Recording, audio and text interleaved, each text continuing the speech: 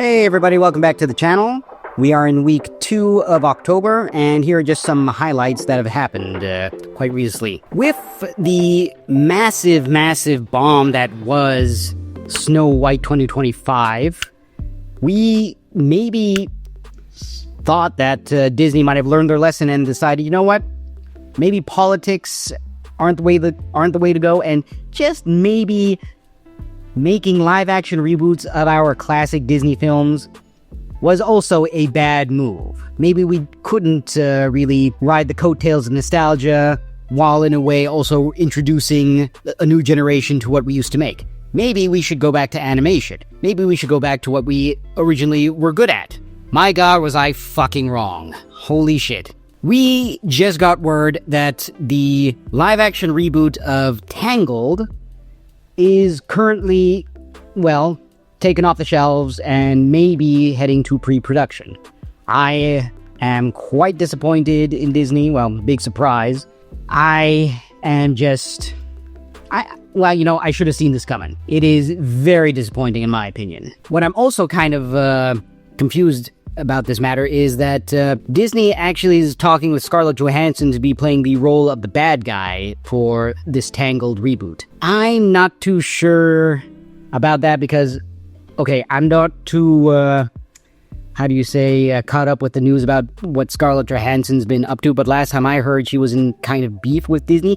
Could have been Disney or Marvel about some disputes. So who knows what's going to happen on that end. You all know my opinion on live-action reboots. They suck, they're terrible, and it's only a way for Disney to keep the patent so that they can just make more merchandise on stuff that nobody's going to buy eventually because they're too lazy to come up with anything new. Creatively bankrupt, that's what they're called. That's what it's called. And speaking about creatively bankrupt and just another evil company in general, Microsoft is planning, after the backlash of the whole Xbox Game Pass bull crap, they're digging their hole deeper.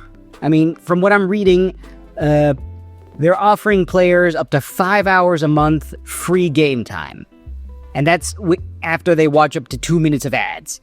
5 hours. Do they even know how long it takes for a normal game session? Do they know how long it takes for anything nowadays? 5 hours spread throughout the whole month. Okay, I'm somewhat of an avid gamer.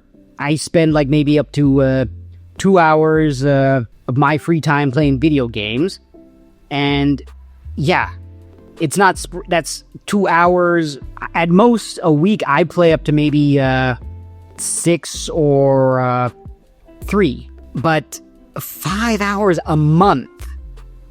Are they trying to wean people off the video games? Because if that's what they're trying to do, that's dumb, because you need more people playing video games longer, if anything like that. So, yeah, Xbox is really digging their grave deeper, so who knows what's going to happen about that.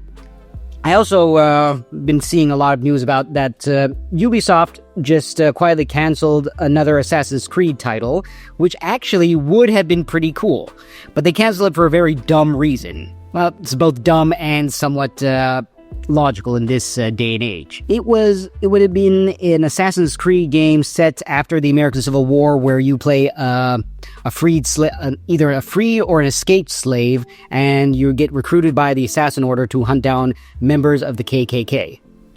That game should have been released instead of Assassin's Creed Shadows. Then you could have done all your woke bullcrap, and people would have been okay with it. Because, it actually fits in that time and era.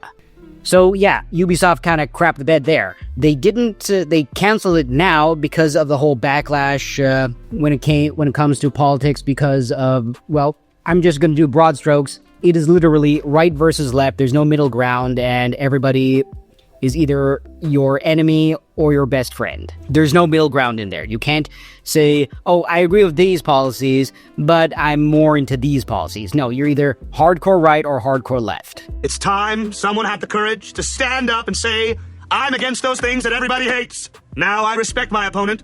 I think he's a good man, but quite frankly, I agree with everything he just said. That's how some people see it.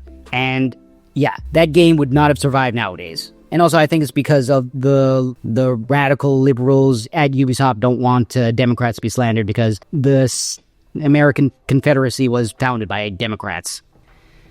Oh, but there is good news on the horizon. There is good news, and this is from a man who I respect greatly. Jim Lee, head of DC Comics, also a great artist himself. He actually spoke about the AI art trend that's been rocking entertainment lately. And he said, and I believe he quotes, no, this isn't a quote, but he did state that DC Comics will not in any way, shape, or form be using any AI tools for their comics. And that is such a relief for me. I was pretty sure one of the bigwigs of the comic world, they were going to attempt to use AI in some way, shape, or form, but hearing DC Comics and, of course, the head editor, Jim Lee, say publicly that he does not want AI coming into DC any way whatsoever, oh my god, that is such a relief for me. I make comic books, I know a whole bunch of people who make comic books, and AI not only is just plain old theft and just lazy, it takes money out of their mouths. So basically that's the highlights for this week, and I hope things might get better. Not too sure, but you know what? The future's a weird place. Thank you all for watching, and see you in the next video. Bye!